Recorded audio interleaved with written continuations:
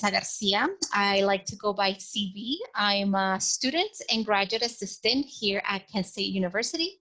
I'm pursuing a doctoral degree in the Higher Education Administration program, and I'm originally from Ciudad Juárez, Chihuahua, Mexico, which is a city that borders Mexico and the US. So think about Southwest Texas. That's where my home is. I have lived most of my adult life in Texas, and I've been here in Ohio for approximately 3 years. I'm very excited that you are joining me.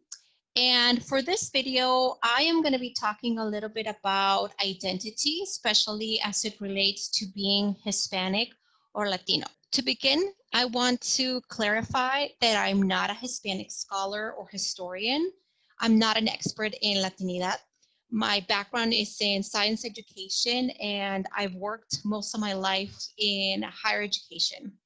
I mention this because the information that I'm going to be sharing with you comes from my personal experiences of living in Mexico and the US-Mexico border, as well as my own personal lens about culture. So as you're hearing and watching this video, please keep that in mind because these are going to be perspectives that come from my own personal experiences. Okay, so let's talk about identity. What makes us us? Well, us. Personal identity is going to be our unique sense of ourselves, our particular skills, hobbies that we have, the food that we like, our favorite color. All of those are examples of our personal identity. On the other hand, our social identity is the sense of who we are as it relates to a group of people. These groups are based on physical, social, and mental characteristics. So for example, age, gender, socioeconomic status, race, and ethnicities are examples of social identities. Sometimes the characteristics can be very obvious, and sometimes they can be a little hard to distinguish. So for example, on this picture, can you tell me who is Hispanic or Latino? The answer is everybody could be Hispanic, nobody could be Hispanic, or some people can be Hispanic. I know it might be a little bit confusing. And you can even say, CV, how can all of these people be Hispanic if they're clearly from different races? And what happens is a lot of people use race and ethnicity interchangeably. So race tends to be associated mostly with our physical characteristics, while ethnicity is our shared culture, traditions, geographical location, and even religion. As people, we are a combination of our social identities. And that is why all of the people in this picture can potentially be Hispanic or Latino, even though they might not fit the traditional view of what a Hispanic person looks like. Throughout this video, I've been using the term Hispanic and Latino interchangeably. And I know out there's some people that are confused between these two terms. While there is a lot of overlap, there are also technical differences in these two terms. Hispanic refers to people who are native Spanish speakers or whose ancestry is from Spanish-speaking countries.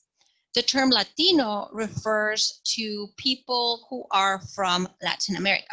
So for example, I'm a person that was born in Mexico and I speak Spanish. So I am Hispanic because I speak Spanish, but I'm also Latina because Mexico is part of Latin America.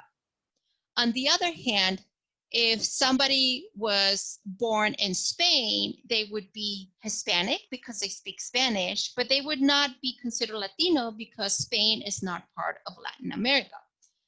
The other example would be somebody that's from Brazil. They are Latino because Brazil is part of Latin America, but they're not Hispanic because they speak Portuguese in Brazil. Another thing that I want you to keep in mind is that Latin America is big. It has 20 countries, 14 territories, and there's approximately 650 million people. Here in the US, the Hispanic population is around 60 million, and 80% of those are US citizens. That is a lot of people. And while Latinos do share language and culture, the reality is it's a very diverse group with individuals from different races, social economic status, countries, experiences, and tradition.